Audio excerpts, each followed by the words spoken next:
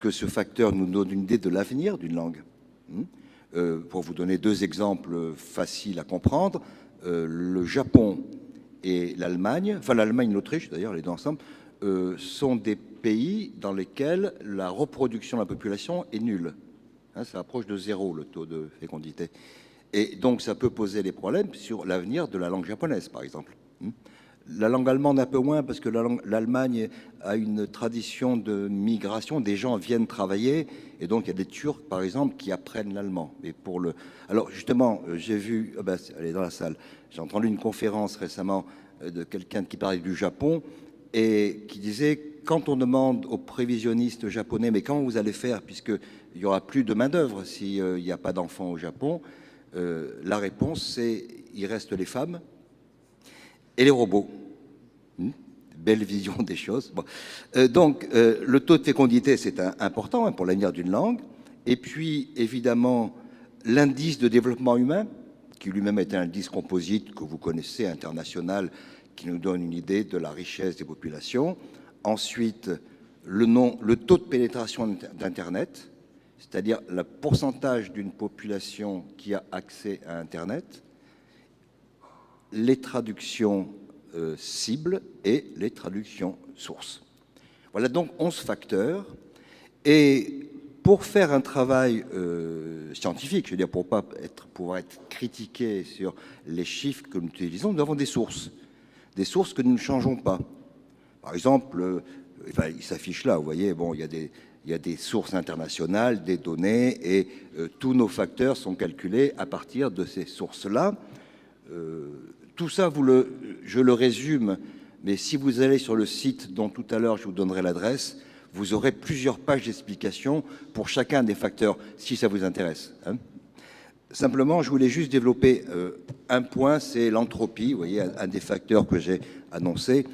Ne vous affolez pas à propos de l'équation qui est en tête. L'entropie, c'est une mesure du désordre qui historiquement a été créé il y a 70 ans en thermodynamique et qui ensuite a été utilisé en théorie de l'information. Donc ça a été détourné de la thermodynamique vers la théorie de l'information, et ici nous l'utilisons pour mesurer la dispersion des langues.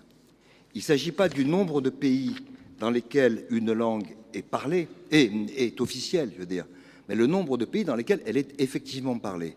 C'est un facteur qui, pour nous, a l'avantage de mettre un peu en valeur, de donner un peu de poids aux langues de diaspora. Des langues comme le romani, par exemple, la langue des Roms, enfin, ou des Gitans, ou comme l'arménien. Vous voyez, des langues qui n'ont pas beaucoup de statut, mais qui sont diffusées un peu partout.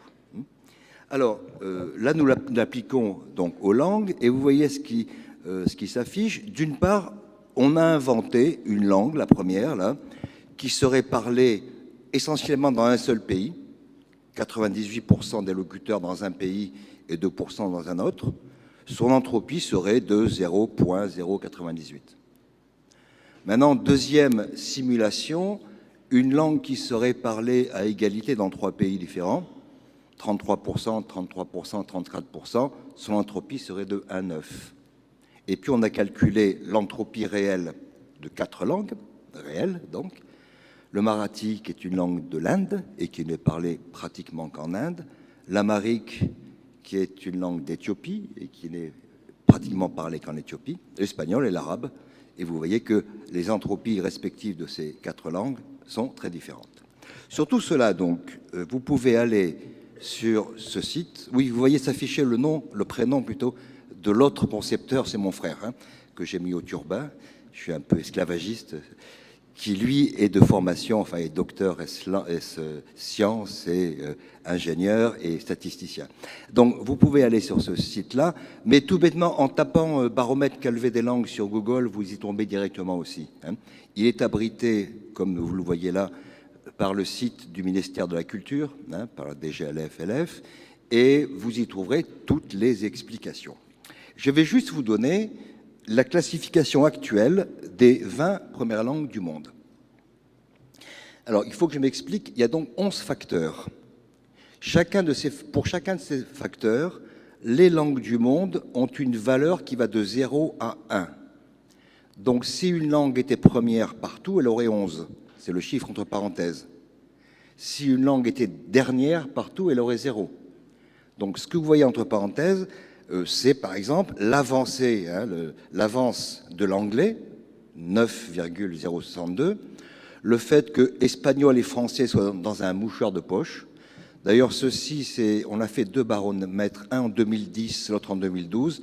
En 2010, le français était deuxième. Et ils viennent juste de passer derrière l'espagnol. Et puis derrière, vous voyez, l'allemand, le russe, et beaucoup plus loin, le catalan ou le tchèque. Ça, c'est ce qui s'affiche quand vous arrivez sur notre site. Mais s'affiche également ceci. Alors ça devient plus intéressant parce que vous avez tous les facteurs qui sont là. Parenthèse, c'est en cliquant sur ces facteurs que vous aurez toutes les explications sur la façon dont nous avons travaillé.